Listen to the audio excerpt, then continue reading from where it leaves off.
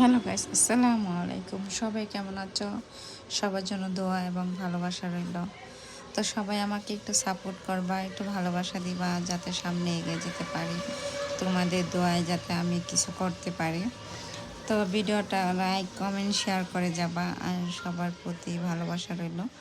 আমিও সবার পরিবার থেকে ঘুরে আসব। আর আমার ভিডিওগুলো কেমন লাগে আপনাদের কাছে শেয়ার করবেন ইনশাআল্লাহ। ওকে, বাই, টেক কেয়ার, আল্লাহ হাফেজ।